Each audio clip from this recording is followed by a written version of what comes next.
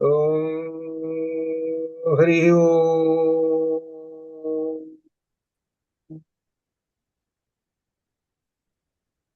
గురు బ్రహ్మ గురుర్విష్ణు గురుర్దేవో మహేశ్వర గురు సాక్షాత్ పరం బ్రహ్మ తస్మై శ్రీ గురవే నమః. జ్ఞానానందమయం దేవం నిర్మల స్ఫటికాకృతిం ఆధారం సర్వ విద్యానాం హయగ్రీవముపాస్మహే. స్మృతిపురాణానాం ఆలయం కరుణాలయం నమామి భగవత్పాదం శంకరం లోకశంకరం. స్వరదిందు వికాసమందహాసాం స్వరదిందీవరలోచనాభిరామాం అరవింద సమాన సుందరాస్యాం అరవిందాసన సుందరీ వాసే. శారదా శారదాంభోజవదనా వదనాంబుజే సర్వదా సర్వదాస్మాకం సన్నిధిం సన్నిధిం క్రియాత్. వ్యాసం వసిష్ఠనప్తారం శక్తే పౌత్రమకల్మషం పరాశరాత్మజం వందే సుగతాతం తపోనిధిం. వ్యాసాయ విష్ణురూపాయ వ్యాసరూపాయ విష్ణవే నమో వై బ్రహ్మనిధయే వాసిష్ఠాయ నమో నమః. అచతుర్వదనో బ్రహ్మాదిబాహురపరో హరి అఫాలలోచన శంభు భగవాన్ బాదరాయణ. నమోస్తు తే వ్యాస విశాల బుద్ధే ఫుల్లారవిందాయత పత్రనేత్ర येन त्वया भारततैलपूर्णः प्रज्वालितो ज्ञानमयप्रदीप. ఓం పరబ్రహ్మణే నమః. ఈశావాస్య ఉపనిషత్తు అధ్యయనం చేస్తున్నాం. ఇందులో 4వ మంత్రంలో ఆత్మతత్వాన్ని గురించి చెప్పారు. ఈ ఆత్మతత్వం అనేటువంటిదే మనకు ఉపనిషత్తుల్లో ప్రధానమైనటువంటి అంశం. ఈ ఆత్మతత్వాన్ని ఒకసారి పునర్విమర్శ చేసుకొని వాటి యొక్క విశేషం చెప్పుకుందాం. ఈ ఆత్మతో 4వ మంత్రంలో అనేజదేకం అనేటువంటి ఈ మంత్రం. ఈ మంత్రంలో ఏం చెబుతున్నారని అంటే విశేషమైనటువంటిది ఏమిటంటే ఏజతే నా ఏజతే అంటే అర్థం ఏంటి? ఇక్కడ చలనం. దీనికి ఈ పరమాత్మకు అనేటువంటిది చలనం ఉన్నదా అనేటువంటిది చూస్తుంటే చలనము లేదు. అనేజదేకం చలనము లేనటువంటిది, ఒక్కటే, ఏకం ఒక్కటే. ఇక్కడ మనస్సు కంటే వేగవంతమైనటువంటిది, ఇంద్రియాలు దానిని పొందలేవు అని ఈ విధంగా కొన్ని లక్షణాలు మనం చెప్పుకున్నాం. ఏది? ఆత్మను గురించి. అయితే ఈ ఆత్మని గురించి ఇన్ని లక్షణాలు చెప్పుకున్నామే, చలనం లేదు అన్నావు, మరి తర్వాత ఏమో మనస్సు కంటే వేగం ఇదంతా ఉన్నది, రూపు రేఖలు అనేటువంటిది ఎక్కడా కనపడటం లేదు కదా. ఏమాత్రం చెప్పడానికి వాచా మగోచరం. అదే ఉపనిషత్తుల్లో కూడా ఏం చెబుతున్నారంటే ఏ మాటలైతే ఉపయోగిస్తున్నామో ఆ బ్రహ్మముని గురించి ఆ మాటలు కూడా అక్కడ తాకలేకపోతున్నాయి, చేరలేకపోతున్నాయి. వాక్కులకు కూడా అగోచరము, అందటం లేదు బ్రహ్మము అని చెప్పుకుంటూ వచ్చారు. అలా ఉన్నటువంటి ఆ బ్రహ్మాన్ని గురించి మనకు ఉపనిషత్తులు ఇంకా ఏం చెప్పావి అనేటువంటి చూస్తుంటే కొన్ని విశేషాలు మనకి బృహదారణ్యకోపనిషత్తులో కొన్ని విశేషాలు మనకు కనబడుతుంటాయి. ఈ బృహదారణ్యకోపనిషత్తు అనేటువంటిది ఒక విశేషమైనటువంటి దీనిలో చెబుతున్నటువంటి ఆ బ్రహ్మను గురించి అస్థూలం, మొట్టమొదట అస్థూలం. అస్థూలం అంటే అన్ని వ్యతిరేక పదాలతో చెబుతుంటారు. స్థూలముకి వ్యతిరేకం అస్థూలం. అస్థూలం అంటే స్థూలము కానిది. అంటే ఇంత పొడవున్నదా, ఇంత పెద్దదా అనేటువంటి చూస్తే అసలు కానే కాదు. సరే పోనీయా, ఏదైనా రూపం ఉందా అంటే అప్పుడు దానికి ఏం చెబుతున్నాడు ఆయన అంటే అస్థూలం అనణుహు అని చెబుతున్నాడు. అంటే అత్యంత సూక్ష్మము, అసలు సూక్ష్మం అనే దానికి కూడా అందదయ్యా అని చెబుతున్నాడు. సూక్ష్మం అంటే అణువు అని అర్థం. సూక్ష్మం అంటే అణువు అని అర్థం. అణువు కన్నా ఇంకా తక్కువ అయ్యా అని చెబుతున్నాడు. ఇంకెంత విశేషం గొప్ప ఉందో చూసుకోండి. మనకి ఏమని అనిపిస్తుంది అంటే చిన్న దోమ కన్నా చిన్న క్రిమి కీటకాలు చూస్తుంటుంటే ఆ క్రిమి కూడా చకచకా పోతూ ఉంటుంటుంది. దానిలో గుండె ఎంత ఉంది, దాని కాళ్ళు ఎంత ఉంది, దాని యొక్క ఆత్మ ఎంత ఉంది అని చూస్తుంటే మనకు ఆశ్చర్యం వేస్తుంది. అప్పుడు అనిపిస్తుంది అనమాట అనణుహు. అనణుహు అంటే అత్యంత సూక్ష్మము. అనేటువంటి. పొట్టిది అంటే ఏమిటనమాట? పొట్టిదా, పొడుగా? పొట్టిది కాదు, పొడుగు కాదు.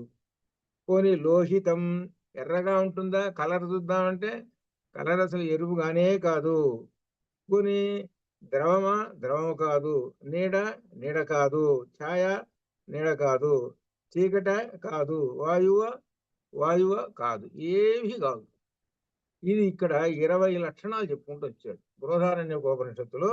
20 లక్షణాలు మనకు యాజ్ఞవల్క్య మహర్షి చెప్పాడు అనమాట. ఇది ఎవరికి చెప్పాడనంటే యాజ్ఞవల్క్య మహర్షి గార్గికి చెప్పాడు. గార్గి ప్రశ్న వేస్తుంది అనమాట. జనక మహారాజు సభలో ప్రశ్న వేస్తే ఆత్మతత్వాన్ని గురించి చెప్పమంటే ఇన్ని చెప్పాడు. ఒక 20 లక్షణాలు ఆత్మతత్వానికి. మనకు భగవద్గీతలో ఆత్మతత్వాన్ని గురించి కొన్ని లక్షణాలు చెప్పారు. వాటికి ఈ లక్షణాలని జోడించుకోవాలి. అలా అనమాట. ఇదనమాట. అట్లా ఈ విధంగా దీనిలో ఏం చెబుతున్నారంటే విశేషంగా అశ్రోత్రం. అశ్రోత్రం చెవులు లేవు కానీ వినపడుతుంటుంది. అచక్షు కళ్ళు లేవు కానీ పశ్యతి. ఇన్ని లక్షణాలు తోటి ఉన్నటువంటిదంటే బ్రహ్మము అని చెబుతూ ఇంకా బ్రహ్మాన్ని గురించి ఇంకా ఈ దీనిలో ఆ బృహదారణ్యోపనిషత్తులో విశేషంగా చెబుతున్నారు. ఇక్కడ ఈ బృహదారణ్యోపనిషత్తులో ఏం చెబుతున్నారంటే యాజ్ఞవల్క్యుడు మైత్రేయితో చెబుతున్నాడు. యాజ్ఞవల్క్యుడు సన్యాసం తీసుకుంటాను, నేను వెళ్ళిపోతున్నాను, ఇద్దరి భార్యలకి చెరిసగం ఆస్తి పనిచేస్తున్నాను. మైత్రేయి నువ్వు తర్వాత ఇంకొక ఆమె ఉన్నది కాత్యాయని, మీరిద్దరు చెరొక ఆస్తి పనిచేస్తున్నాను తీసుకోండి అని అంటే మైత్రేయి అంటూ నాకెందుకు ఆస్తి, నాకు ఆత్మతత్వాన్ని గురించి చెప్పు అని ఉంటుంది. అప్పుడు ఆయన ఆత్మతత్వాన్ని గురించి చెబుతాడు మైత్రేయికి. ఆ మైత్రేయికి ఆత్మతత్వాన్ని గురించి చెప్పినప్పుడు ఈ లక్షణాలు వస్తున్నాయి ఆత్మని గురించి. ఏమిటంటే దీనిలో ఆత్మావా అరే ద్రష్టవ్య, శ్రోతవ్య, మంతవ్య, నిధిధ్యాసితవ్య. ఆత్మని గురించి చెప్పేటప్పుడు విశేషం ఏంటంటే దీనిలో ఈ ఆత్మయే దర్శించదగినటువంటిది, తెలుసుకోదగినటువంటిది. 2 లక్షణాలు చెబుతున్నాయి. తెలుసుకోవటం 1, దర్శించటం 2. ఏమిటి తెలుసుకోవాల్సింది అనేటువంటిది అంటే ఈ ఇహ ప్రపంచంలో వీటిని గురించి కన్నా తెలుసుకోవాల్సింది అసలు ఉన్నది, అది తెలుసుకోవాలి. అదే ఆత్మ.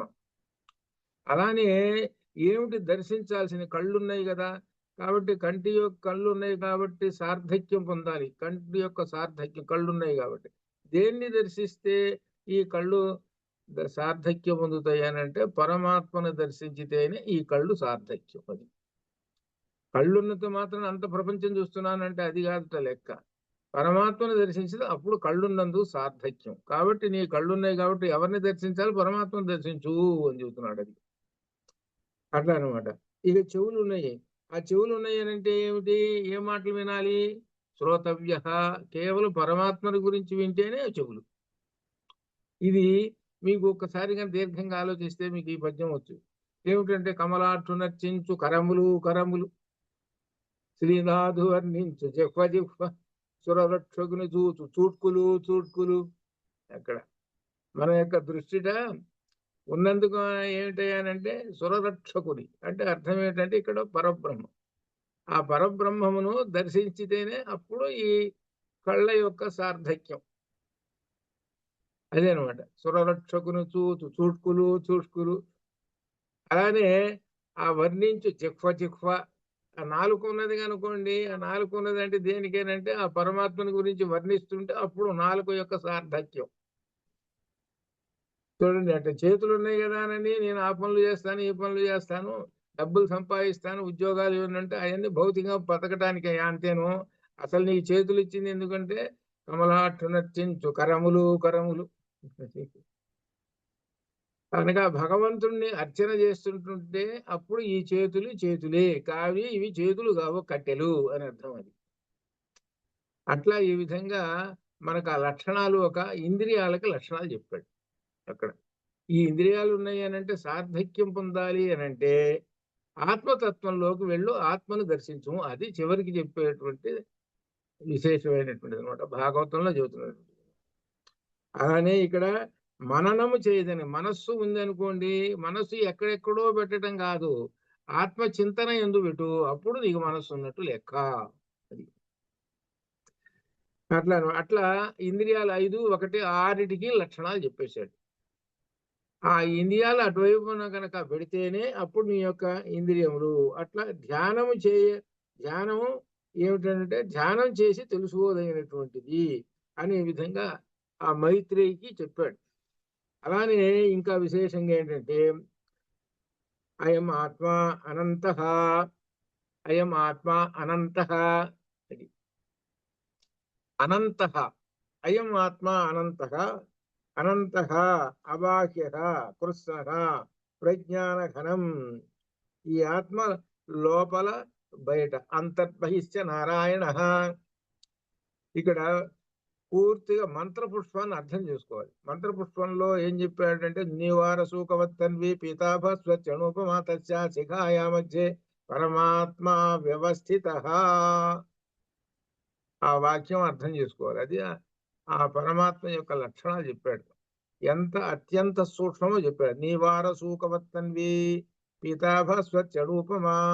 బంగారు వర్ణం ఉంట మరలా అణువంతటిదిట ఎంత ఉంటుంది అని అంటే వడ్ల గింజను కనుక ముక్కు అట్ట పెడితే ఎంత ప్లేస్ ఆక్రమిస్తుంది అంతే చూసుకోండి. మరి అట్లా ఉంటుంది. అటువంటి ఆ పరమాత్మ ఉన్నాడే ఆత్మ బంగారు వర్ణంతో వెలిగిపోతూ మన హృదయంలో ఉన్నాడు అని చెప్పాడు.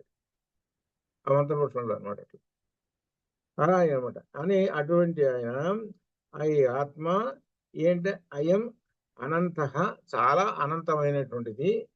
అబాహ్య, అబాహ్య బయట లేదు లోపల, అంటే బయట లోపల రెండు, అంటే ఆత్మ లోపల బయట అనే తేడా లేకుండా అనగా రెండిట్లోనూ ఉన్నది, పరిపూర్ణమై ఉన్నది అని తెలుసుకో.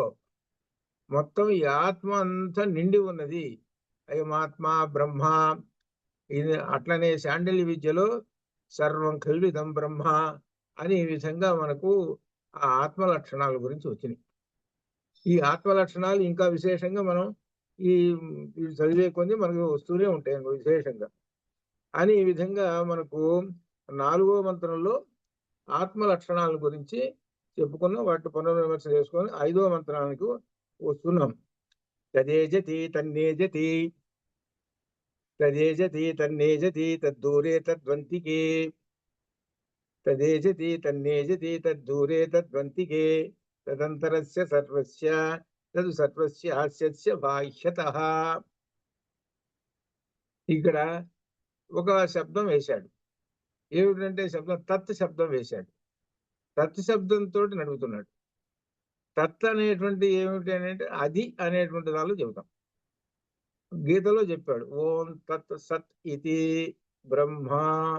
బ్రహ్మ వాచకానికి చివరన ఏం చెప్పాడనంటే ఓం అని గాని తత్ అని గాని సత్తది గాని త్రివిధ. అది అనమాట. అందుకని మనం అంతా రాసిన తర్వాత కంప్లీట్ అయిపోయింది అనుకో చివరి ఓం తత్ సతు అని రాస్తుంటారు కింద. అది అనమాట. కాబట్టి ఇక్కడ ఆ తత్ పదాన్ని తీసుకున్నాడు. ఆ తత్ ఎవరు అనమాట? ఆ పరబ్రహ్మము పరమాత్మ అని అర్థం అనమాట. ఆ తత్తును గురించి చెబుతాడు. తదేజతి తన్నేజతి తద్దూరే తద్వంతికే తదస్తరస్య తదంతరస్య సర్వస్య తదంతరస్య సర్వస్య. ఏ విధంగా చెబుతున్నాడు? తత్తు తత్తు తత్తుతోటి చెబుతాడు. ఎన్నిసార్లు తత్తు అని వేశాడు చూసుకోండి ఆ పరబ్రహ్మాన్ని గురించి. అందుకని దీనిలో చెబుతున్నాడు ఈ పదాలను విడగొడితే తత్ ఏజతి ఒకటి, తత్ నా ఏజతి తర్వాత రెండో పదం తత్ నా ఏజతి, తత్ దూరే తద్దూరే, తత్ దూరే తద్దూరే, తత్ అంతికే తద్వంతికే, తర్వాత తత్ అంతరస్య సర్వస్య, తత్ ఉ. అక్కడ తత్ ఉ అనేటువంటి ఇది వైదిక భాషలో ఉ అనేటువంటి అక్షరం వేస్తాడు ఉంది అనే దాని అర్థంలో. తత్ ఉ సర్వస్య అస్య బాహ్యతః. ఇవి పదాలు. ఈ పదాల్లో దీనికి అర్థం చూస్తే తత్ ఏజతి, తత్ ఆ పరమాత్మ ఏజతి చలిస్తూ ఉంటుంది, అంటే కదులుతూ ఉంటుంటుంది. తత్ అది మళ్ళీ నా ఏజతి చలించదు. ఇదేంటి రెండు వ్యతిరేకాలు చెప్పేస్తున్నావు. ఒక చోట ఏం చేస్తున్నా ఇందులో పరమాత్మ కదులుతూ ఉంటుంటాడండి అన్నావు, పక్కనే దాని పక్కనే కదలడండి అని అన్నావు. ఈ చెప్పే వాటిల్లో రెండింటికి భేదం కనపడుతుంది. ఇది ఏమిటి భేదం? ఇదే దీనిలో సంస్కృత భాషలో ఉన్నటువంటి గొప్ప విశేషమైనటువంటి పట్టుకోవాలి. ఇక్కడే రహస్యమైనటువంటి ఆ వేదమంత్రం చూసుకో. తద్దేజతి తన్నేజతి. ఏజతి అని అంటే కదులుతూ ఉన్నది, తన్నేజతి కదలదు అని చెప్పేసి ఆ పరమాత్మ. ఏమిటి దీనిలో అంటే కదిలేది కదలంది అని అంటే చలనము అచలనము. చలనం అంటే కదలటము, అచలనం అంటే కదలకుండా స్థిరంగా ఉండటం. ఏమిటంటే స్థావర జంగమాత్మకము అది అర్థం. అది దీనిలో రకం. స్థావరాలన్నిటినీ అంటే కదలవు, అవన్నీ స్థిరంగా ఉండేటువంటి ఈ చెట్లు కొండలు పుట్టలు ఇవన్నీ ఉన్నాయి చూసే, ఇవన్నీ స్థావరాలు. ఈ స్థావరాలలో పరమాత్మ నిండి ఉన్నాడు అని చెప్పటం.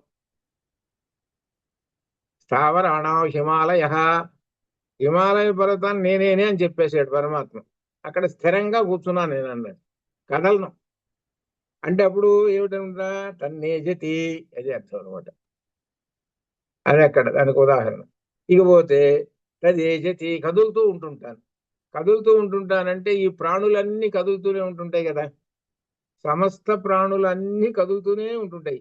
సమస్త ప్రాణులేంటి, మనకు కనపడేటువంటి సూర్యుడు కూడా కదులుతూనే ఉంటున్నాడు. గ్రహాలు చెప్పలేవు ఇదంతా. అంత చలనంతో ఏవైతే ఉన్నాయో అవన్నీ కూడా నాకు తదేజతి, వాటన్నిటిలోనూ నిలబడ్డాను. కాబట్టి ఇప్పుడు సంపూర్ణమైనట్టే కదా పరమాత్మ. ఈ రెండు తప్పితే ఇంకేమైనా ఉందా? స్థావర జంగమాత్మలు తప్పక ఇంకేమన్నా ఉన్నదా? ఈ బ్రహ్మాండం అంటే, ఈ ప్రపంచం అంటే ఈ రెండే కదా. కాబట్టి ప్రపంచం అంతా నిండిపోయినాను అని చెప్పటానికి తదేజతి తన్నేజతి ఈ మాటలు చెప్పాడు. తదేజతి తన్నేజతి అని చెప్పేశాడు. ఇక తర్వాత అయిన తర్వాత తద్దూరే తద్వంతికే, తద్దూరే తద్వంతికే. తత్ ఆ పరమాత్మ దూరంలో ఉన్నాడు. మరలా తత్ అది అంతికే, ఊ అంటే ఉన్నది, దగ్గర ఉన్నది. అదేమిటి మళ్ళీ ఇక్కడ కూడా అట్నే చెప్పావు, వ్యతిరేకాలు. దూరంగా ఉన్నాడు అని చెప్పావు, మరలా దగ్గరగా ఉన్నాడు అని చెప్పావు. ఏమిటి ఇట్లా ఉన్నది? ఇక్కడ కూడా ఏమిటి విశేషమైనటువంటిది? దూరంగా ఉన్నాడు కాబట్టి దూరంగా ఉన్నటువంటి ఆ పరమాత్మను వెతకాలి. ఎక్కడ ఉన్నాడో వెతకాలి. ఆ వెతకటానికి పోయే వాళ్ళు ఉంటారు, పరమాత్మని వెతకటానికి పోతున్నారు. చిక్కల అక్కడున్నాడు అన్నాడు, అక్కడ చిక్కల. ఇక్కడున్నాడు, ఇక్కడ చిక్కల. ఎక్కడ చిక్కటం లేదు, ఎక్కడ చిక్కటం లేదు. ఎక్కడున్నాడురా ప్రహ్లాద, ఎక్కడున్నాడురా చెప్పు. నేను విష్ణులోకం పోయినాను, అక్కడ చిక్కలేదు. బ్రహ్మలోకం పోయినాను, అక్కడ చిక్కలేదు. ఇంద్రలోకం పోయినాను, అక్కడ చిక్కలేదు. నువ్వేదో పరమాత్మ ఏదో అంటున్నాడే, వాడిని పట్టుకోవటానికి పోతున్నాను. ఎక్కడున్నాడు చెప్పరా అని అంటే ఆయన అంటాడు, అక్కడ ఇక్కడ వెతకాలనే ఉంది. ఎక్కడున్నాయా? నీ దగ్గరలోనే ఉన్నాడు, నీ హృదయ కమలంలోనే ఉన్నాడా చూసుకో అన్నాడు. అది అది కాబట్టి మనం భౌతికంగా కూడా ఏం చేస్తుంటామంటే, కాశీ పుణ్యక్షేత్రం ఉందండి, ఇక్కడి నుంచి పోవాలి, ఫ్లైట్లోనూ అట్లా ఇట్లా పోవాలి, అంత దూరం పోవాలి ఆ దేవుణ్ణి చూడటానికి, అంత దూరంలో ఉన్నాడు, అంత దూరం పోవాలి. సరే దూరం అంత దూరం అయినా అమ్మయ్య ఇప్పుడు చూసామండి, ఎంతో కష్టపడి కొన్ని వేల మైళ్ళు పట్టుకొని వచ్చేసాం, ఇక్కడ దేవుణ్ణి చూసాం అని సంతోషిస్తుంటారు. సరే బాగానే ఉంది. కానీ నీ చంకలోనే ఉన్నది కదా, చంకలో పెట్టుకుని ఊరంతా తిరుగుతున్నాడు అనేటువంటి ఒక సామెత ఒకటి ఉంది. నీ హృదయ కమలంలో ఉన్నట్టు ఉన్నాడయా, అక్కడే ఉన్నాడయా, ముందు ఆయన దర్శించుకో. నీ హృదయ కమలంలో ఉన్నటువంటి వాడినేమో వదిలేసేసి, దగ్గరలో కూర్చున్నాడు వదిలేసి దూరంగా ఉన్నటువంటి పట్టుకుంటున్నావే నువ్వు. దూరంగా ఉన్నటువంటి వాడిని పట్టుకున్నావే, దగ్గర ఉన్నటువంటి వాళ్ళని ఎవరు పట్టుకోవడం చేత కాకపోయింది. ఇక్కడ ఒక ఒక విశేషం, ఒక విశేషం ఏమిటనంటే, ఒక ఆయన చెప్పాడు, సార్ ఏం లేదండి, దూరానికి దీపం బాగా కనపడుతుంటుందండి. దూరానికి దీపం, దూరం ఒక మైలు దూరంలో ఉన్నారు అనుకో చీకటి, అక్కడ దీపం బాగా వెలుగుతుంది. అమ్మయ్య దీపం కనపడుతురా, కాబట్టి దారి కనపడుతుంటుంది అని ఇంకా ఆ దీపాన్ని పట్టుకొని, ఆ దారిని పట్టుకొని అక్కడ పోయి చేరి, అమ్మాయి దీపం దగ్గరకు వచ్చేవారో వెలుగు అని అనుకుంటారు. కానీ దగ్గరలోనే దీపం ఉందని గ్రహించలేని అజ్ఞానులండి ఇక్కడ. నేను భగవద్గీత చెబుతాను వినండిరా అని అంటే ఒక్కడు కూడా అనే అర్థం ఏమిటనమాట, భగవంతుడు మళ్ళీ గుళ్ళమ్మట తిరుగుతుంటారు. మూలం ఇదేరా అని నేను చెబితే ఎక్కరు. అంటే దగ్గర ఉన్నట్టు చంకలో పెట్టుకొని ఊరంతా తిరుగుతుంటుంటారు. ఎక్కడో దూరం ఉందని పరిగెత్తుతుంటుంటారు. పోనీ చూసావా, ఏం చూసావో ఏమి లేదు. ఇది అందుకనే చెబుతున్నాడు అనమాట. ఏమిటంటే దూరము దగ్గర రెండు విషయాలు చెబుతున్నాడు. ముందు దగ్గర చూసుకోయా, దగ్గర చూసుకోగానే దూరంలో ఉన్నది కూడా అదే కనబడుతుంటుంది. ముందు చంకలో పెట్టుకున్నటువంటి వాడిని తీసుకొని ఊరంతా తిరగవాకు అని మనకు ఒక సామెత కూడా వచ్చింది చూడు, అదే అనమాట. తద్వంతికే తద్దూరే తద్వంతికే, అతి దగ్గరగా ఉన్నది తనలోనే ఉన్నాడు అని చెబుతున్నాడు. ఈ విషయం మనకు గీతలో కూడా వచ్చింది. గీతలో ఎక్కడ వచ్చింది, ఎక్కడ ఏ సందర్భంలో వచ్చింది అని అంటే గీత 6వ అధ్యాయము 30, 31, 6, 30, 31 గీత దగ్గర. ఎప్పుడైనా చెప్పుకునేటప్పుడు గీత దగ్గర ఉంచుకోండి. ఎందుకంటే గీత ఏమిటంటే సర్వ ఉపనిషత్ సారము అనేటువంటిది మనకు గీతకి ఉన్నది పేరు. అంటే దీనిలో చెప్పినటువంటివి అక్కడక్కడ మనకి మెరుస్తూ ఉంటుంటాయి. అందువల్ల వాటిని పట్టుకోవచ్చు. యోమాం పశ్యతి సర్వత్రా, అక్కడ 29 నుంచి వరుసగా చూసుకోవచ్చు కూడా. సర్వభూతస్థమాత్మానం సర్వభూతాని జాత్మని ఈక్షతే యోగ యుక్తాత్మా సర్వత్ర సమదర్శనః. అదొకటి. యోమాం పశ్యతి సర్వత్రా సర్వంచ మయి పశ్యతి తస్యాహం న ప్రణశ్యామి సచ మే న ప్రణశ్యతి. సర్వభూతస్థితం యో మాం భజత్యేకమాత్మ భజతి ఏకత్వమాశ్రితః సర్వదా వర్తమానోపి స యోగి మయి వర్తతే. దీనిలో ముఖ్యంగా యోమాం పశ్యతి సర్వత్రా, సర్వత్రా నన్ను ఎవరైతే చూస్తూ ఉంటున్నాడో, సర్వంచ మయి పశ్యతి నాలోనే సర్వంచమై చూస్తూ ఉన్నాడో తస్య అహం అతనిలో ఉంటాను నేను ఎప్పుడు అని అంటున్నాడు. అనగా బయట లోపల అంతటా ఆ పరమాత్మను దర్శించడం అనేటువంటిది పెట్టుకో. బయట ఎక్కడో అంత దూరంలో ఉన్నాడు అని అనుకోవాకు, నీ దగ్గరలోనే ఉన్నాడు అట్లా. అది ఎందుకు చెబుతున్నాడంటే ఈ మాటని, అజ్ఞానంతో ఉండి ఎక్కడో పరమాత్మ ఉన్నాడు అక్కడ పరిగెత్తుతున్నానని అంటున్నావేమో, నీ దగ్గరలోనే ఉన్నాడు చూసుకో అని చెబుతున్నాడు. నీ దగ్గరలోనే పరమాత్మ ఉన్నాడు గ్రహించుకో తెలుసుకో అని చెబుతున్నాడు. అందుకని మనం గ్రహించేటువంటిది ఏంటి, ఎంత పుణ్యక్షేత్రాలు అంత దూరం పోయినా కానీ ఇక్కడ మన హృదయంలో ఉన్నటువంటి పరమాత్మ ఎట్లా ఉన్నాడో చార్ధాంలో కూడా అట్లనే ఉన్నాడు, కాశీలో కూడా అట్లనే ఉన్నాడు. ఎక్కడ ఏమీ మార్పు లేదు.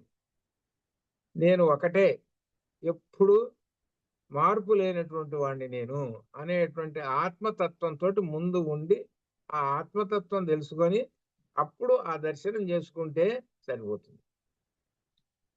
అప్పుడు అదేదో అక్కడికి వెళ్ళాము, ఏదో పుణ్యక్షేత్రం. ఇక్కడ ఒక విశేషం కూడా మీకు ఈ సందర్భంలో చెబుతాను. ఏమిటంటే కాశీ ఉందనుకోండి ఒక పుణ్యక్షేత్రం, అలానే చార్ధామ ఏవో ముందు కాశీ విధంగా చెప్పుకుందాం, అన్నిటికన్నా ప్రాచీనమైన కాశీ కాబట్టి.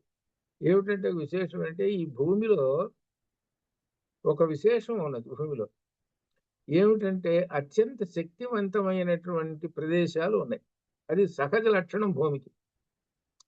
ఇప్పుడు ఉదాహరణకి మనం భూమిని చూస్తుంటాం, ఎక్కువగా పల్లెటూళ్ళల్లో ఉన్నటువంటి వాళ్ళకి తెలుసు ఈ భూమి మీద రకరకములైనటువంటి భూమి. ఉదాహరణకి చవిటి భూమి ఉందని, చవిటి భూమి ఎట్లా ఉంటుందో మాకు తెలుసు, నేను చూసాను చౌడు భూములు. దానిలో పంటలు ఏం పండవు. ఆ చౌటి భూమిని ఎవరు రైతులు పట్టించుకోరు అసలు. అది దాన్ని చౌటి భూమి రానని వదిలేసేస్తారు. మరి భూమిగా అది కూడా భూమే. ఇకపోతే ఇంకా రకరకాల భూములు, కొన్ని ఎర్రంగా ఉంటాయి భూములు, అక్కడ కొన్ని రకమైన పంటలు పండుతాయి. ఒక్కో చోట నల్లగా ఉంటుంది భూమి, ఒక్కొక్క చోట ఇసుకను ఇవి తువ్వ భూములు అని అంటారు, ఇట్లా కలిసి ఉంటాయి.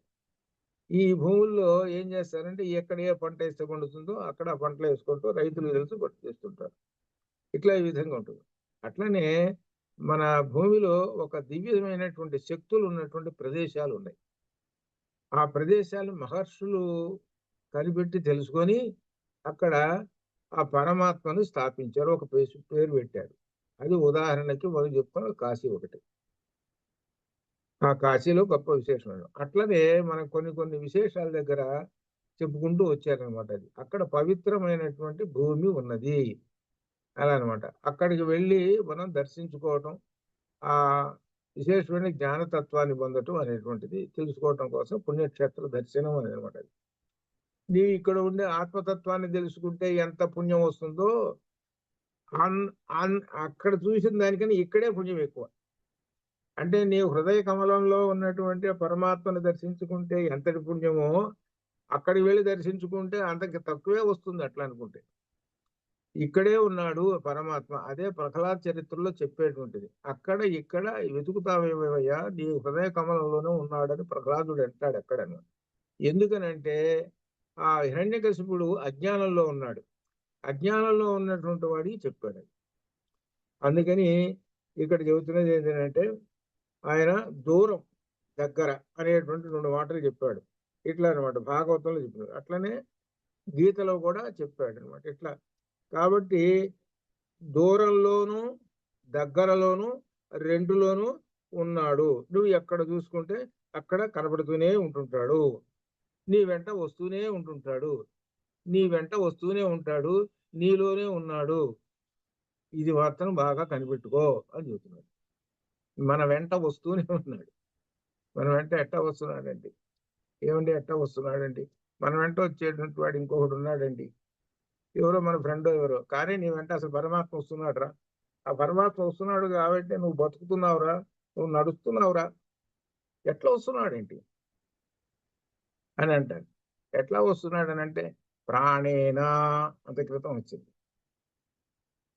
ఆ ప్రాణం, ఆ ప్రాణం అంటే మాతరిశ్వాన్ అని వచ్చింది దాని క్రితం మంత్రంలో.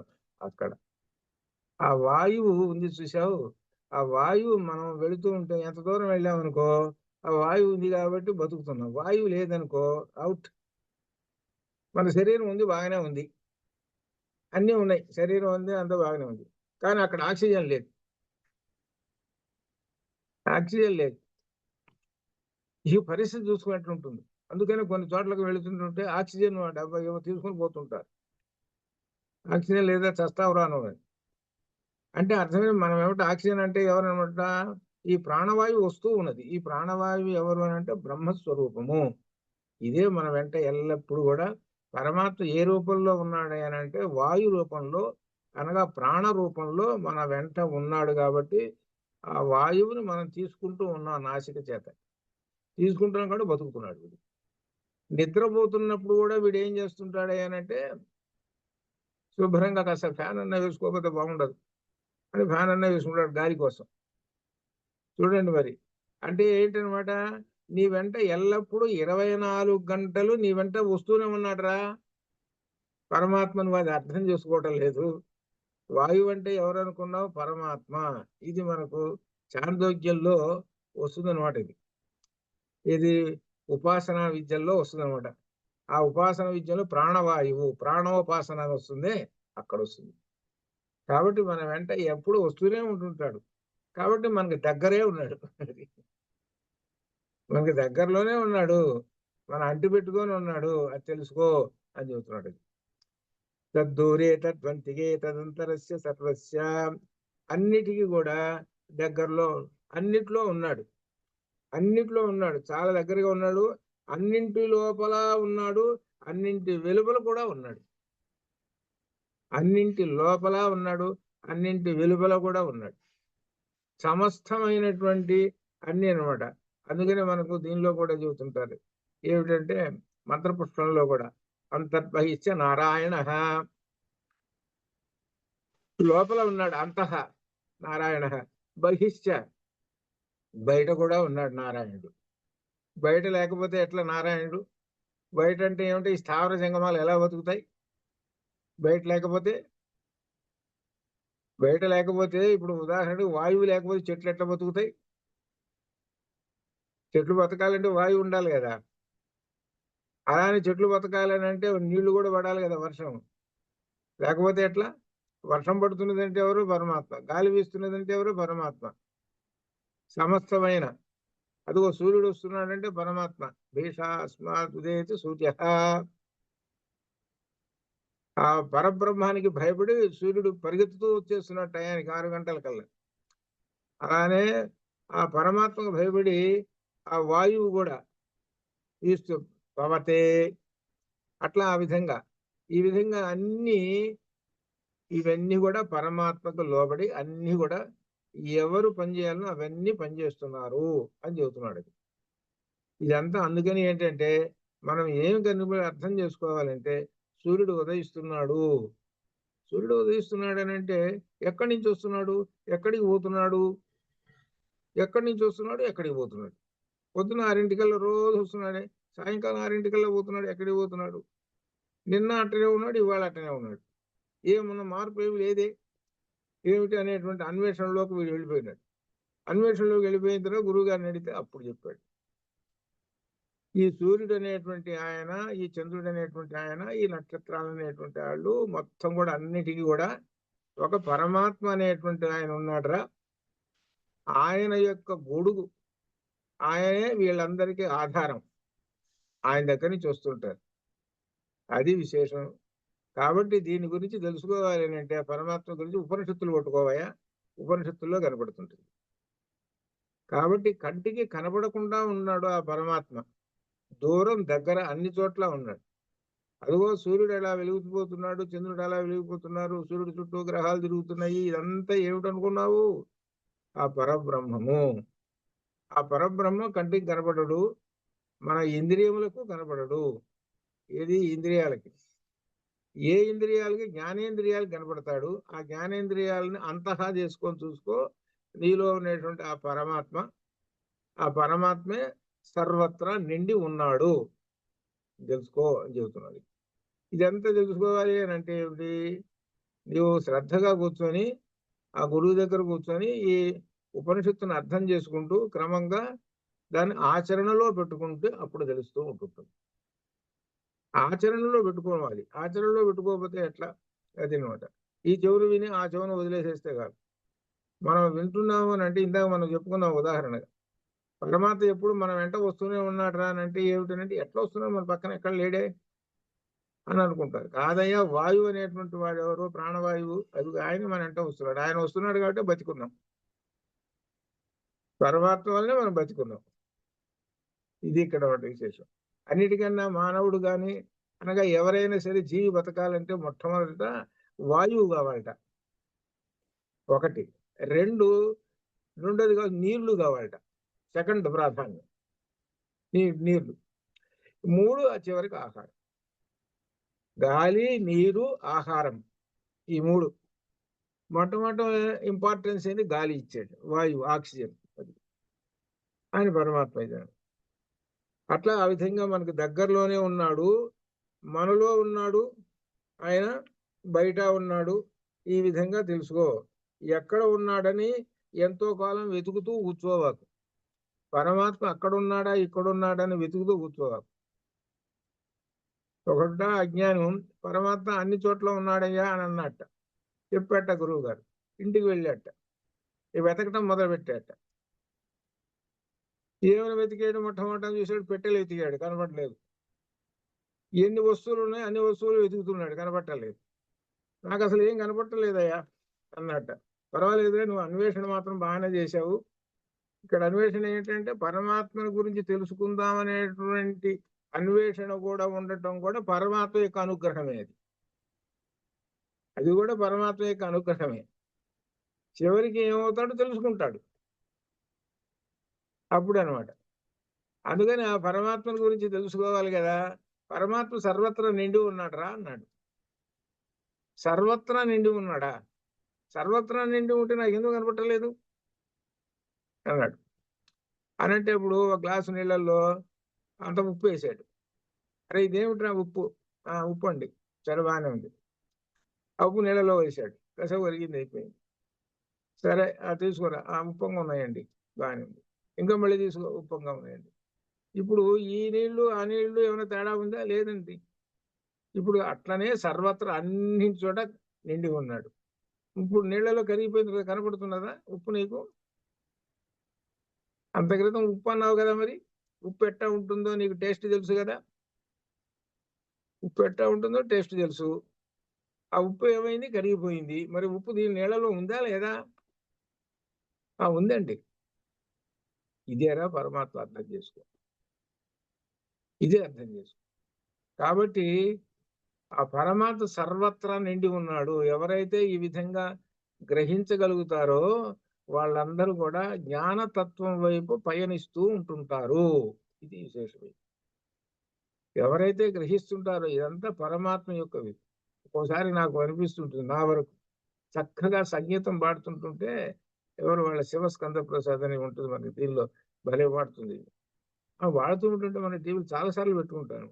నాకు అనిపిస్తుంటుంది, శరీరం ఒక శరీరం ఉంది మనకి, అందరికీ ఉన్నాయి శరీరాలు. ఈ శరీరంలో నుంచి ఇంతటి శబ్దము ఇంతటి శ్రోత్రప్రియంగా ఎక్కడా వస్తున్నది,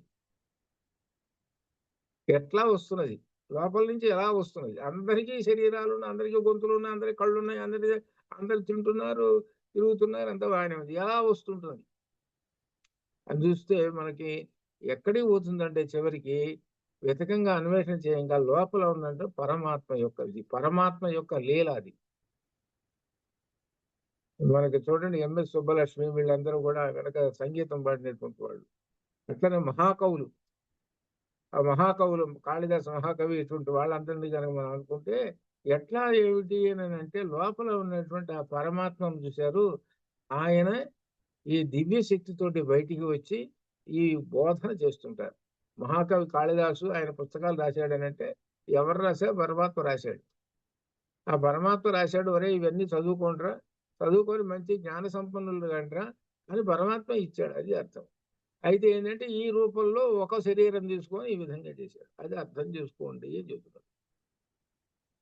అట్లా పరమాత్మ అంతః బాహ్య అన్ని చోట్ల నిండి ఉన్నాడు అని చెబుతున్నాడు. బాహ్య కాబట్టి మనం బాహ్య అని అనుకుంటే గంగానది అనేటువంటి పవిత్రమైనటువంటిది అని చెప్పుకుంటాం. స్రోతసావహం జాహ్నవి, అలానే స్థావరాణం హిమాలయ, అలానే అశ్వత్థ సర్వవృక్షాణం. ఇవన్నీ ఏమిటనమాట? మనము వీటిల్లో ఆ పరమాత్మ తత్వాన్ని తెలుసుకో. అవన్నీ బయట, అదిగో బయట ఈ విధంగా కనబడుతున్నాడు, లోపల ఇట్లా ఉన్నాడు. కాబట్టి పరమాత్మ సర్వత్రా నిండి ఉన్నాడు, అక్కడ ఉన్నాడు ఇక్కడ లేడు అనేటువంటిది అసలు పెట్టుకోవాకు అని చెబుతున్నాడు. అందుకనే ఇందుగలడు అందు లేడని సందేహము వలదు, చక్రి సర్వోపగతుండు ఎందెందు వెదకి చూచిన అందందే గలడు దానవాగ్రని విన్నావా అని చెబుతున్నాడు. అన్ని చోట్ల ఉన్నాడయా అని అన్నాడు.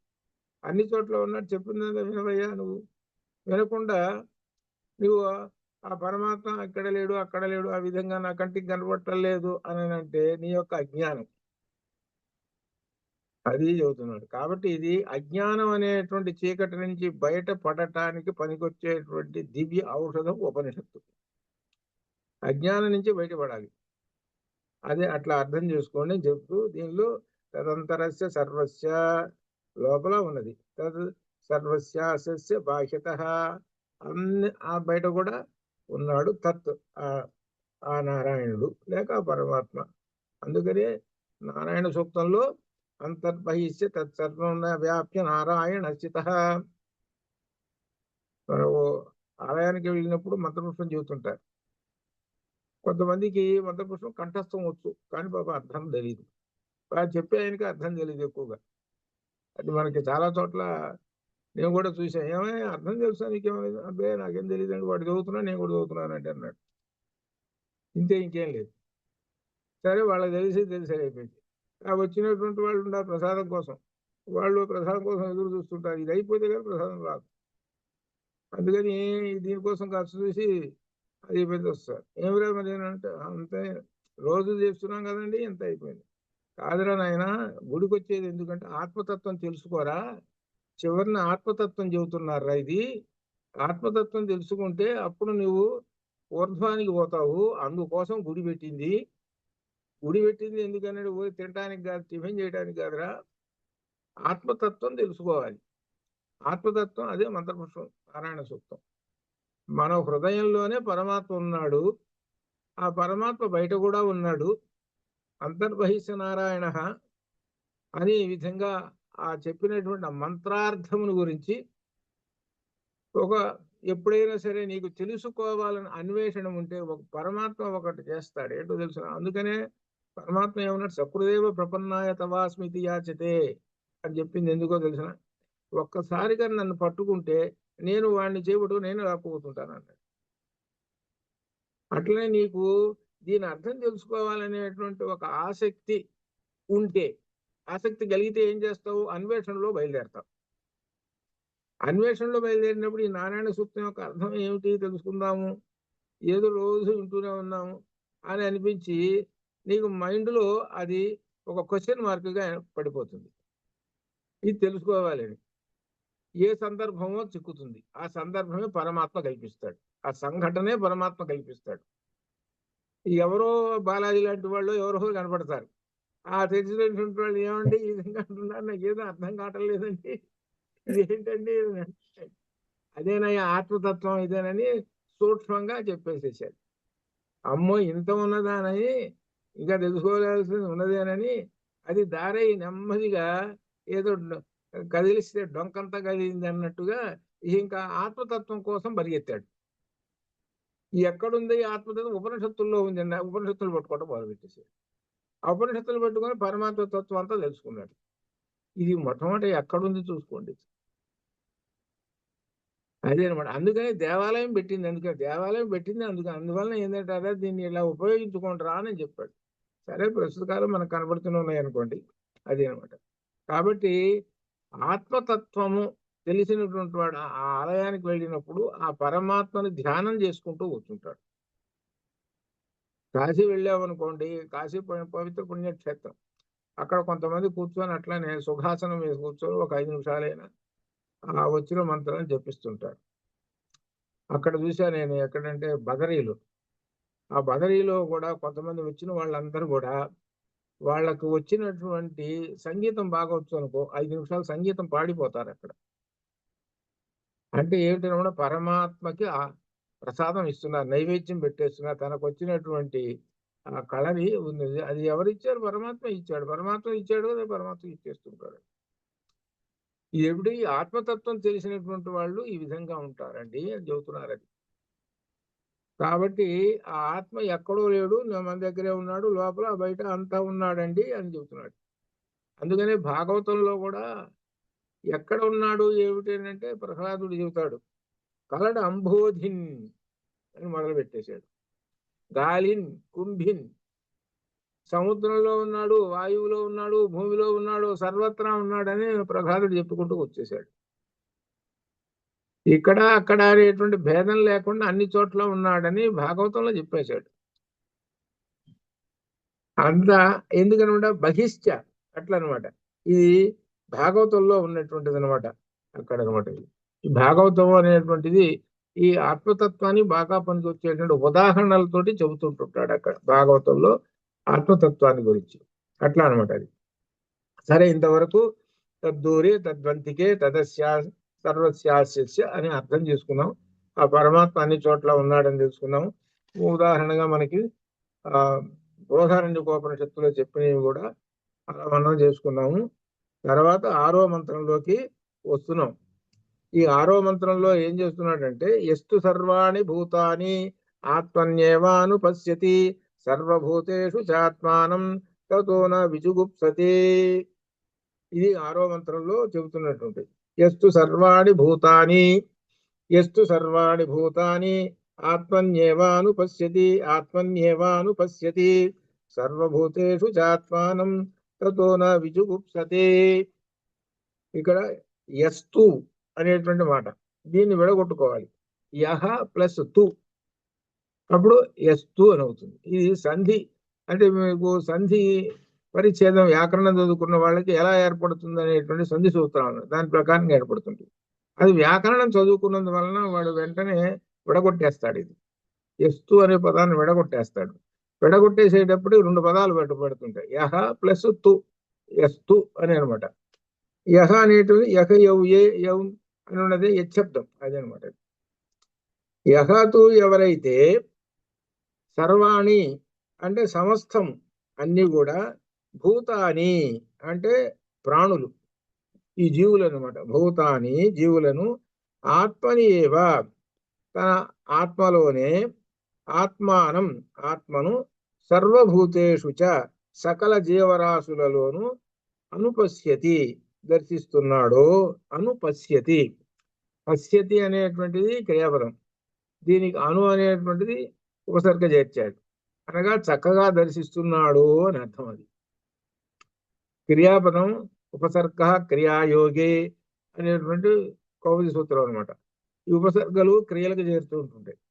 ఆ చేరినప్పుడు ఒక విశేషమైన అర్థాలు వస్తుంటాయి అనమాట. అది అనుపశ్యతి దర్శిస్తున్నాడు. తతః అందువలన నా విజుగుప్సతే అతడు ఏమి ద్వేషించడు, ఎవరిని ద్వేషించడు అని చెబుతున్నాడు. దీని యొక్క తాత్పర్యం ఏమిటంటే, ఎవరు సకల జీవరాశులను ఆత్మలోను తన ఆత్మలో సకల జీవరాశులను దర్శిస్తున్నాడో, ఆత్మలు సకల జీవరాశులను దర్శిస్తున్నాడో అతడు ఎవరిని ద్వేషించడు. సకల సమస్తమైనటువంటి జీవరాశులన్నీ కూడా తన వాళ్ళే, తన ఆత్మ వలే. అట్లా ఈ విధంగా చెబుతున్నాడు. ఇది ఎవరు సకల జీవరాశులను తన స్వరూపంగాను దర్శనం చేస్తున్నాడో వాడు అని అర్థం చెబుతున్నాడు. ఇక్కడ ఏమిటనమాట, దీనిలో విశేషమైనటువంటి, దీనిలో గీతలో 6:29 6:29 గీతలో ఇందాక కూడా చెప్పుకున్నాం. 6:29 ఏమిటంటే సర్వభూతస్థమాత్మానం సర్వభూతాని చాత్మని ఈక్షతే యోగయుక్తాత్మ సర్వత్ర సమదర్శన. సర్వభూతస్థమాత్మానం సర్వత్రా అన్ని చోట కూడా. దీనిలో ఏం చెబుతున్నాడు అనమాట, సర్వభూతస్థం సమస్త భూతముల యందు ఉన్నవానిని గాను. ఆ పరమాత్మ సమస్త భూతములలోనే ఉన్నాడు. సర్వభూతాన్ని సమస్త భూతాలను తన యందును కూడా చూసేటువంటి వాడు. ఎవడైతే చూస్తున్నాడో వాడు ఏంటంటే సమస్త ప్రాణులన్నీ కూడా తన ఆత్మలో ఉన్నాయి. అలానే తాను సమస్త ప్రాణులలో తన యొక్క రూపాన్ని దర్శించుకుంటున్నాడు అనే దీనిలో చెబుతున్నాడు అనమాట. ఇక్కడ దీని ప్రకారంగా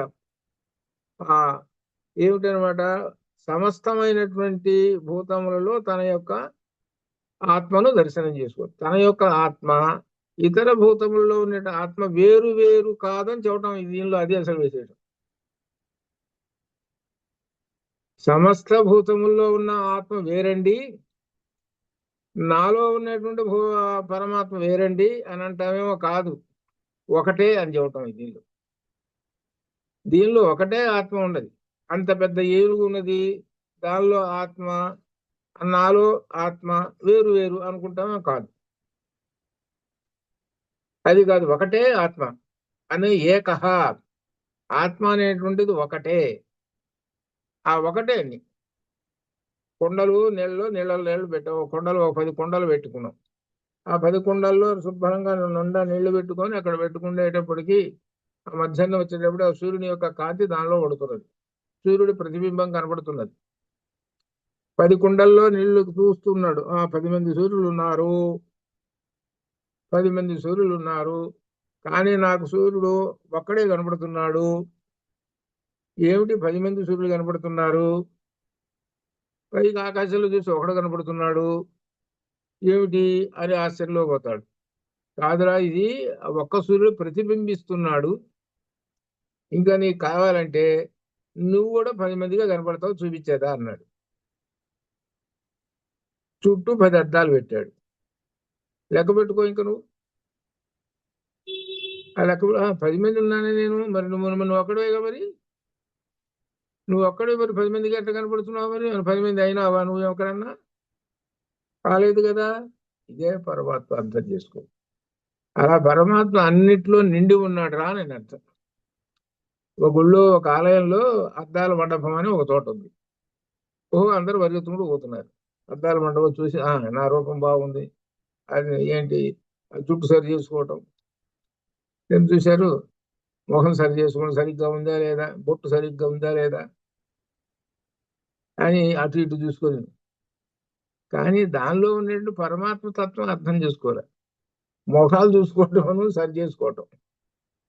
ఓ చోట చూశాను నేను. అది అర్థం అది కాదురా దీనిలో, ఇది అర్థం, ఆ పరమాత్మ ఒక్కడే అని చెప్పటం, ఇది తెలుసుకోరా అని చెబుతున్నాడు. అది నువ్వు దేవుణ్ణి చూడటానికి వచ్చావా, దేవుడు అనేటువంటి వాడు ఒక్కడేరా, ఆ ఒక్కడు ఇన్ని రూపాల్లో కనపడుతున్నాడు అనక అర్థం ఏమిటి, వివిధమైనటువంటి శరీరాలలో ఉన్నాడు, అది అర్థం. ఏనుగుల్లో ఉన్నాడు, పక్షుల్లో ఉన్నాడు, వాటిలో ఇవన్నీ అర్థాలు అనుకో, రకరకాల చిన్నర్థం పెద్దర్థం అనుకో, ఈ విధంగా ఏ విధంగా వాటన్నిటిలో అట్లా పెట్టుకుంటే సూర్యుడు కనపడుతూనే ఉన్నాడు. కాబట్టి ఉన్నటువంటి వాడు ఏకహ ఒకడే, ఒకడే అనేకమైనటువంటి శరీరాలలో ఉండి ఈ శరీరాలను నడుపుతూ ఉన్నాడు, ఇది అర్థం చేసుకో. అప్పుడు ఆత్మతత్వంలో వాడు నిండిపోయినాడు శిష్యుడు. అప్పటి నుంచి ఏమనుకున్నాడు అనమాట, ప్రతి వాడిలోనూ ఆత్మ ఒకడే, విద్యా వినయ సంపన్నే బ్రాహ్మణే గవిహస్తిని సునిచేవ స్వపాకేచ పండిత సమదర్శిన, అదేనమాట. అప్పుడు ఆ ఉన్నతము నీచం అనేటువంటి అన్నిట్లోనూ సర్వత్ర సమదర్శిన, అది అర్థం అనమాట. అట్లని వీడు పోయి శుభ్రంగా ఉన్నటువంటి వాడు, చక్కగా ఉన్నటువంటి వాడు ఆ పోయేవాడితో స్నేహం చేయమని, ఆ నీచమైనటువంటి స్నేహం చేయమని కాదు అక్కడ అర్థం. ఏమిటంటే నువ్వు గ్రహించుము అని అర్థం. అది అన్నిట్లో ఉన్నాడు పరమాత్మ అనే అర్థం. అది శంకరాచార్యుల వారి దీనిలో వస్తుంది ఏంటంటే, శంకరాచార్యుల వారు ఇంకా అక్కడికి వెళ్ళాల, హిమాలయ పర్వతాలకు వెళ్ళాల, బ్రహ్మసూత్ర భాషను రాయలేదు ఇంకా. ఆయన వెళుతుంటుంటేట ఓ చండాలుడు ఎదురైనాడు. ఆ చండాలుడు ఎదురయ్యేటప్పటికి వాడు ఎట్టున్నాడు, వాడు అంత దూరంలో కనపడితేనే ఇక వాడిని చూడలేరు, వాడి వాసన తట్టుకోలేరు, అంత భయంకరంగా ఉంటాడు వాడు. చండాలుడు అంటే అది అంత. వాడు కనపడ్డాడు. కనపడేటప్పటికల్లా ఏమన్నారు, తప్పుకో తప్పుకో అని అన్నారు. తప్పుకో తప్పుకో అనేటప్పటికి ఆయన అన్నాడు, నన్ను తప్పుకోమన్నావా, నాలో ఉన్న ఆత్మను తప్పుకోమన్నావా, ఈ రెండులో ఏదో చెప్పు అన్నాడు. ఈ ప్రశ్న వేసేటప్పటికి ఇక దానితోటి ఇంకా ఏమిటబ్బా ఇంత ప్రశ్న వేశారు, అసలు వీడు ఈ ప్రశ్న అసలు చదువుకున్న వాడికి కూడా రాదే, ఏడు చూస్తుంటే ఇట్లా ఉన్నాడు అని. అప్పుడు ఆయన శంకరాచార్య స్వామి వారు ఒక్కసారి అన్వేషణలోకి పోతే వెంటనే కనపడ్డాడు పరమశివుడు. అంటే అర్థం ఏమిటి దాంట్లో చెప్పేది, ఈ పరమాత్మ ఆ సర్వత్రా నిండి ఉన్నాడయ్యా, అది తెలుసుకో, అంతవరకే ఇక్కడ. అంతేగాని ఆ వాడెంబడ బడి తిరగమని కాదు అర్థం. అది ఏమిటంటే పరమాత్మ సర్వత్రా ఉన్నాడు అనేటువంటి విషయం తెలుసుకో అని చెప్పి, అప్పుడు ఆ చండాల రూపంలో ఉన్నటువంటి ఆ పరమాత్మ ఉన్నాడే తన నిజ రూపం చూపించి అప్పుడు ఆయన చెప్తాడు, నువ్వు ఫలానా పనులు చేయాల్సిన పనులు ఉన్నాయి, ఇదన్నీ చెప్తాడు అనమాట. మనకు సకల విజయంలో వస్తాయి అనమాట. అది అనమాట ఏంటంటే పరమాత్మ దర్శనం అనమాట. ఎందుకంటే అలా ఉంటే ఏమవుతుందంటే ఈ సృష్టిలో ఉన్న సమస్తం అన్నిటినీ ద్వేషించడం నా విజుగుప్సతే, అది అక్కడ చెబుతున్నాడు. అలా ఎప్పుడైతే తెలుసుకుంటాడో నా విజుగుప్సతే, ద్వేషించడు. ఎందుకంటే వాళ్ళలో కూడా పరమాత్మ ఉన్నాడు కాబట్టి మనం ద్వేషించకూడదు అనేటువంటి దానిలో ఉండిపోతాడు. అదే బ్రహ్మజ్ఞానం, బ్రహ్మనిష్టాపరుడుకు ఉన్నటువంటిది. అంత గొప్ప విశేషం చేస్తున్నాడు అట్లా అనమాట దీనిలో.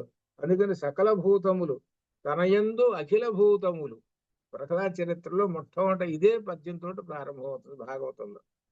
భాగవతంలో ప్రహ్లాదుని గురించి చెప్పేటప్పుడు ఆయనట తనయందు అఖిల భూతములందు ఒక భంగి సమహతిత్వంబు గాంచువాడు, తనలో సమస్తమైనటువంటి ప్రాణులన్నీ కూడా సమహితత్వంబు పొంది ఉన్నాయి, అన్ని కూర్చొని ఉన్నాయట తనలో. అలా దర్శనం చేసుకుంటున్నాడు. ఇది ఎంతటి అనమాట, జ్ఞానానికి పరాకాష్ఠ చెందినటువంటిది అది ప్రహ్లాద చరిత్ర. ప్రహ్లాద చరిత్రలో పైకి మాత్రం కథ మిష ఏమిటి అనమాట, ఒక రాజుగారు ఉన్నాడు అట్లా ఈ విధంగా చెప్పుకుంటూ రావటం. కానీ దానిలో నిండి ఉన్నది ఏంటంటే ఆత్మతత్వం నిండి ఉన్నది ప్రహ్లాద చరిత్రలో. ఆ ఆత్మతత్వాన్ని తెలుసుకోమని చెప్పటం అనేది ప్రహ్లాద చరిత్ర. అందుకని భాగవతం వెనకట భాగవతం బాగా చాలా గొప్ప. ఇప్పుడు రాజులు ఉన్నారు చూడు, మహారాజులు, వాళ్ళ దగ్గర ఈ పండితులు వెళతారు. ఈ పండితులు వెళ్ళినప్పుడు నేను ఒక మహాపండితుడినండి, అవి చదువుకున్నాను ఇవి చదువుకున్నానండి, ఏదో నన్ను పరీక్షించి కాసేదో బహుమానం ఇవ్వండి అనుకుంటూ పోతుంటారు. పోతుంటే ఆ రాజుగారి దగ్గర మహాపండితులు కవులు ఉంటారు. ఓ ఇద్దరు ముగ్గురు ఉంటారు. శ్రీనాథుడు లాంటి వాళ్ళు, తిక్కన గారు లాంటి వాళ్ళు ఎవరో ఉంటారు. ఆ రాజుగారు ఏమంటాడనంటే, ఏమండి ఈయన ఎవరో వచ్చారంటే కాస్త టెస్ట్ చేసి చూడండి, ఏదో మనం తోచింది ఇద్దామని అంటారు. సరే అయితే వెళ్ళాడు, ఒక పండితుడు వెళ్ళాడు. వెళ్ళి, ఏమండి నాకు భాగవతం బాగా వచ్చండి, పరీక్షించుకోండి, నేను నాకేదో బహుమానం ఇద్దురుగాను.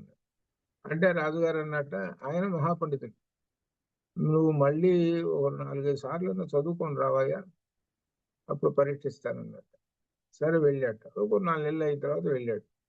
వచ్చాడు. వచ్చి, ఏమండి చదువుకొని వచ్చాను, పరీక్షించండి, నేను మళ్ళీ చదువుకొని రావయ్యా అన్నట్ట. మళ్ళీ చదువుకొని రావయ్యా, నేను అప్పుడు ఇస్తాను నీకు. సరే వెళ్ళాడు. ఇక మళ్ళీ చదువుకోవడం మొదలుపెట్టాడు. ఏమని తోచిందని అంటే, బ్రహ్మజ్ఞానం కలిగి ఇక రాజుగారి దగ్గరికి పోదా. ఈ బ్రహ్మజ్ఞానం వలన ఏంటంటే, ఇక చూశాం కదా, విషయ సుఖాల దగ్గర నుంచి రాజుగారి దగ్గర పోతే ఏమిస్తాడు, విషయ సుఖాలు ఇన్ని డబ్బులు పడేస్తాడు. ఈ డబ్బులు పడేస్తే దాంతో విషయ సుఖాల్లో పట్టమే కదా. ఇప్పుడు అర్థమైంది, ఆ బ్రహ్మతత్వం అనేది అర్థమయ్యి ఆయన రాజుగారి దగ్గర అసలు పోలేదు. ఇక రాజుగారు ఏం చేశాడనంటే, ఆ వచ్చిన పండితులు ఎవర్రా మరి ఎక్కడ ఉంది, ఆయన అడ్రస్ పట్టుకోండి. రాలేదు ఆయన. ఒకసారి ఆయన చూసొద్దామని వెళ్ళాట. వెళితే ఆశ్రమంలో ఉన్నాడు. ఏమో రాలేదేమయ్యా, మళ్ళీ నువ్వు రాదు, నమస్కారం అండి అన్నాడు. నాకు అన్వేషణ బ్రహ్మతత్వాన్ని చూపించింది మీరేనండి, నాకు ఏమీ అక్కర్లేదు, నాకు బహుమానాలు అక్కర్లేదు, ఏమి అక్కర్లేదు, నాకు ఆ పరమాత్మ దర్శనమే బహుమానం, నాకైంది, భాగవతంలో కనపడ్డాడు పరమాత్మ అన్నాడు. అది మనకి చెబుతారనమాట. ఆ భాగవతము ఆత్మతత్వానికి ఇదంత గొప్ప విశేషం. 1, 2 సార్లు కాదు, ఎన్నిసార్లు. చాలా చోట్ల ఈ భాగవతం సప్తాహాలు చేస్తూ ఉంటారు. చాలా మంది చేస్తుంటారు. అక్కడ విన్నానండి, అక్కడ విన్నాను కానీ ఇక్కడ ఇంక అక్కర్లేదండి అని కాదు. ఎంతమంది చెబుతుంటే అంతమంది దగ్గర వినాల్సిందే ఆత్మతత్వం. ఎంతమంది చెబుతారో అంతమంది దగ్గర వినాల్సిందే వాళ్ళు చెప్పేది. నా ఎపిసోడ్స్ ఒక 24 ఉన్నాయి. ఎపిసోడ్స్ దేనిలోనంటే, ఇది టీడీ యాదగిరిలో భాగవతం గురించి 24 ఎపిసోడ్లు ఉన్నాయి. ఇది ముఖ్యమైనటువంటి ఘట్టాలు చెప్పారు. తర్వాత ఏదో సందర్భంలో భాగవతం చెబుతాను ఏర్పాటు చేసుకుంటానంటే, సరే ఇందాక చెప్పానుగా నేను, ఏమిటంటే ఇవన్నీ వీళ్ళకి రుచించవు, అట్లా అనమాట. అట్లా సరిపోయింది అనమాట. ఎందుకంటే భాగవతం జరుగుతున్నది అంటే దాని వెంట ఏం వస్తుందనంటే ఆత్మతత్వం వస్తుంది. ఆత్మతత్వంతో వస్తున్నదంటే మిగిలిన గ్రంథాలు, రామాయణాది గ్రంథాలు అవి కూడా పరిగెత్తుకుంటూ వస్తుంటాయి. అట్లానే భగవద్గీత చెబుతున్నామంటే ఇవన్నీ వస్తాయి మళ్ళీ. ఉపనిషత్తు చెబుతున్నామంటే ఇవన్నీ వస్తాయి మళ్ళీ. కాబట్టి అన్నిటికన్నా పైన ఉన్నటువంటి సుప్రీం ఉపనిషత్తు. ఉపనిషత్తులో చెప్పినటువంటి దానికి ఉదాహరణలన్నీ కూడా భాగవతము, రామాయణము, ఇవి ఉదాహరణలు. అది అర్థం కావాలంటే భాగవతము, రామాయణంలో కింద దిగితే అప్పుడు పూర్తిగా ఉదాహరణలతో అర్థం అవుతుంది. అది అట్లా అనమాట. యస్తు సర్వాణి భూతాని ఆత్మన్యేవానుపశ్యతి సర్వభూతేషు చాత్మానం తతో న విజుగుప్సతే అని ఈ విధంగా చెబుతూ ఇక 7వ మంత్రంలో చెబుతున్నాడు. యస్మిన్ సర్వాణి భూతాని ఆత్మన్యేవాభూత్ విజానతః తత్ర కో మోఘః కః శోకః ఏకత్వమనుపశ్యతః. ఏకత్వం ఇక్కడ విశేషమైనటువంటిది. ఆ బ్రహ్మము ఏకః అని చెబుతున్నాడు. ఏకమేవా ద్వితీయం బ్రహ్మ అనేటువంటి విషయాన్ని చెబుతున్నాడు. అద్వయం అనేటువంటి విషయాన్ని చెబుతున్నాడు. ఇది 7వ మంత్రం. ఈ 7వ మంత్రంలో విశేషం ఏంటంటే, దీనిలో వరుసగా యస్మిన్ యస్మిన్ ఎవని యందు ఏమిటనమాట, విజానతః ఆత్మన్యేవ అభూతః. అభూత్ అభూత్ తర్వాత ఏమిటనమాట, అనువాదం అన్వయం చెబుతున్నాను. యస్మిన్ విజానతః ఆత్మన్యేవ అభూత్ సర్వాణి భూతాని. అప్పుడు ఏమిటనమాట, తత్ర కో మోఘ కః శోకః ఏకత్వం అనుపశ్యతః అనేటువంటి దీనిలో ఈ ఏకత్వం అనేటువంటిది ఏం చెబుతున్నారనంటే బ్రహ్మైకత్వము అని అర్థం అనమాట. అనగా బ్రహ్మైకత్వం అంటే తత్వవశి అని అర్థం. అదే అనమాట ఇది. దీనిలో విశేషం ఏంటంటే సమస్త ప్రాణులలో ప్రకాశించిన ఆత్మ తానే అని గ్రహించిన వాడికి ఏకత్వం ఏకత్వం శోకమోహములు ఉండవు. ఇది అర్థం. శోకము మోహములు రెండు ఉండవు అనగా అద్వయం ఇక్కడ విశేషం. శోకము మోహము రెండు ఉండవు అనగా అర్థం ఏంటి? శోకం అంటే దుఃఖం అని, మోహం అని ఇది. ఈ విషయం కూడా మనకి కఠోపనిషత్తులో కూడా వస్తుంటుంది అనమాట. ఈ శోకమోహములు ఎప్పుడు ఉంటాయి? అది అసలు ముందు అది పట్టుకోవాలి. ఈ శోకమోహములు ఎక్కడ ఉంటే సంసారంలో ఉన్నప్పుడు శోకమోహాలు ఉంటాయి. శోకము మోహం అక్కడ ఉంటాయి. ఇప్పుడు శోకమోహములు పోతాయి. ఎప్పుడు పోతాయి అంటే సమస్త ప్రాణులలో ప్రకాశించిన ఆత్మ తానే అని గ్రహించినప్పుడు. సమస్త ప్రాణుల్లో ఉన్నటువంటి ఆత్మ తానే. నా ఆత్మ ఏ విధంగా అయితే ఉన్నదో సమస్తమైన ప్రాణుల్లో కూడా ఆత్మ కూడా ఒకటే. అక్కడ ఒకటే, ఇక్కడ ఒకటే. అది అర్థం. అక్కడ ఒకటే, ఇక్కడ ఒకటే. ఎక్కడ ఏం మార్పు లేదు. అద్దం తీసుకెళ్ళి ఎక్కడ పెట్టినా, పెద్ద భవనంలో పెట్టినా అక్కడ కనబడుతుంది. చిన్న గుడిసెలో తీసుకొచ్చి ఎక్కడ పెట్టినా కనబడుతుంది. ఎక్కడ ఉన్నా కానీ అద్దం ఏంటిది? తన యొక్క రూపాన్ని చూపిస్తూనే ఉంటుంటుంది. అన్ని చోట్ల సమానంగానే ఉంటుంది. అది అద్దం అంటే ఏంటన్నమాట? పరమాత్మ యొక్క స్వరూపం. ఆ పరమాత్మను ఎదురుగా నిలబడి, ఇప్పుడు ఉదాహరణకి మా ఇంట్లో అద్దం ఉంది. మా ఇల్లు చూసినటువంటి వాళ్ళు ప్రస్తుతం మీలో ఉన్నటువంటి వాళ్ళు ఎవరు లేరు. ఇది పాత వాళ్ళు అయితే తెలుస్తుంది. అద్దం కూడా ఇంట్లో గదిలో అటు పెద్ద 6 అడుగుల అద్దం ఉంటుంది. అది దేవుడి పక్కన పెట్టుకుంటుంది. ఆ వచ్చిన వాళ్ళందరూ ఏం చేస్తుంటారంటే రాగానే దానిలో అద్దం చూసుకుంటా, బొట్టుందా లేదా.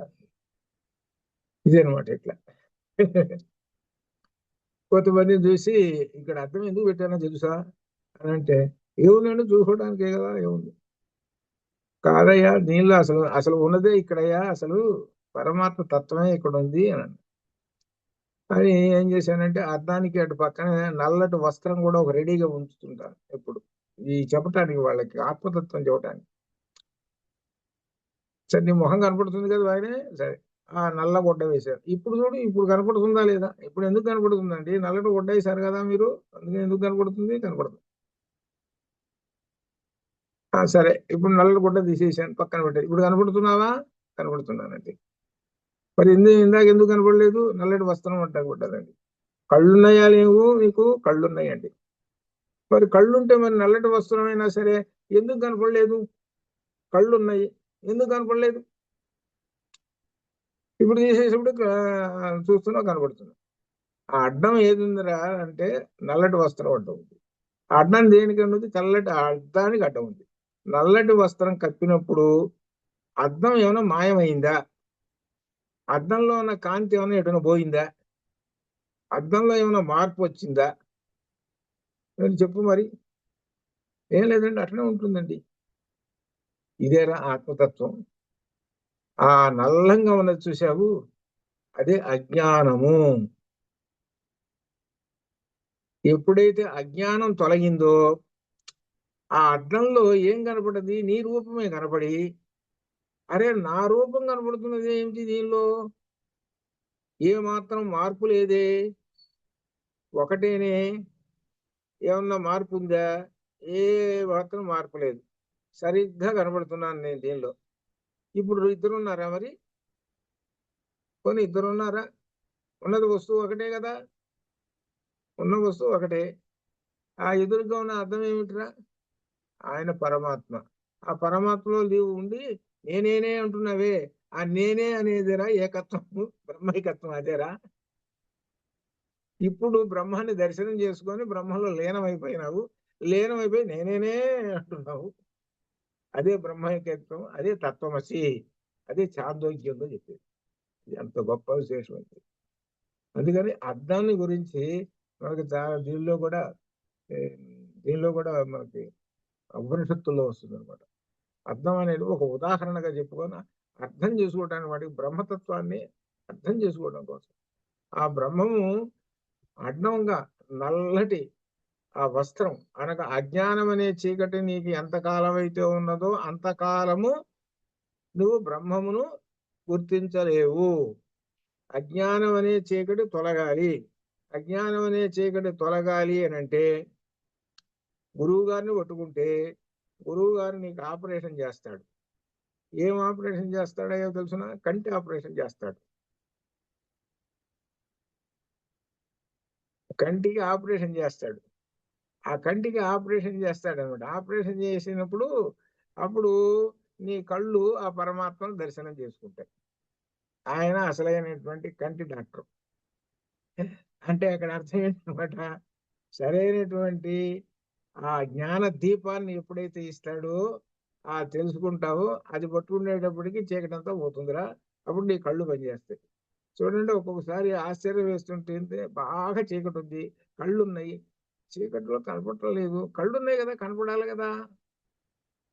కళ్ళు ఉన్నాయి కదా, కనపడాలి కదా. ఇప్పుడు నువ్వు గుడ్డివాడు ఒకటే, నీవు ఒకటే. ఈ తేడా ఏమన్నా ఉన్నదా? గుడివాడికి వాడు ఎల్లప్పుడూ కూడా గుడివాడేవాడు, పగలు కూడా గుడివాడే, ఎప్పుడు గుడివాడే, వాడికి ఏం కనపడదు. నీకు కళ్ళున్నాయి బాగా, చీకటి బాగా ఉంది, కనపడుతున్నదా? ఏం కనపడలేదు. కాబట్టి ఇద్దరు ఒకటే. వాడు ఒరిజినల్ గుడివాడు, నీకేందంటే తెచ్చుకున్న గుడివాడు. కాబట్టి అజ్ఞానం అనే చీకటి పోవాలి అని అంటే అదిగో పట్టుకోరా జ్ఞానదీపం అని అంటున్నాడు. అందుకని మనకి ఎల్లప్పుడూ కూడా మనకి 24 గంటలు ఈ ఆత్మతత్వం యందు అన్నింటిలోనూ కనపడుతుంటుంది. మనం చేసేటువంటి అన్నింటిలోనూ కనపడుతుంది. చివరి కారు నడుపుతున్నామే, కారు నడపడంలో కూడా బ్రహ్మతత్వం ఉన్నది, ఆత్మతత్వం, ఆ పరమాత్మ యొక్క అనుగ్రహం ఏది. అన్నింటిలో మనము కేవలం ఈ శరీరం అనేటువంటిది ఒక వస్తువు, ఆ పరమాత్మ వస్తువు నీ యొక్క తత్వాన్ని బట్టి ఉంటుంది అనమాట. నీవు ఎలా ప్రవర్తించాలో దాని ప్రకారంగా అట్లనే ఆ భగవంతుడు నేను అనుగ్రహిస్తూ ఉంటుంటాడు. కాబట్టి అందుకని ఆ పరమాత్మ ఒక్కడే తెలుసుకోవయ్యా. సమస్త ప్రాణుల్లో ఉన్నటువంటి ఆత్మ ఒక్కటే, అదే అద్వయం. ఎవరు అన్నట్ట వాడికి బాగా ఈ పరమాత్మ తత్వం అంతా తెలుసు అనమాట. ఏదో వడ్డిస్తున్నట్ట, వడ్డిస్తున్నట్టు అద్వయం అద్వయం అంటున్నట్ట. అందరికి ఏదో రెండో మూడో వడ్డిస్తున్నారు, ఏదో ఉంటాయిగా పిండి వంటలు. వీడు అద్వయం అద్వయం అంటున్నాడు. అంటే పరమాత్మత్వంలో ఉన్నట్టు ఎల్లప్పుడు అద్వయం అద్వయం. ఏంటి అద్వయం అంటున్నాడు? ఏం అర్థం కాలేదు. ఏం అర్థం కాక ఏం వడ్డించకుండా పోయినారు. అందరికి ఏవో రెండు మూడు వడ్డిస్తుంటే వీడికి అసలు ఏమీ లేదు, నాకు అసలు ఏం అర్థం కాలేదు అంటే. అంటే ఏమిటనమాట, మనం చెప్పుకుంటుంటే ఏంటంటే అద్వయం అంటే రెండు కాదు ఒకటే అని అర్థం అనమాట. కాబట్టి నాకు ఒక్కటే ఇవ్వు అని అర్థం.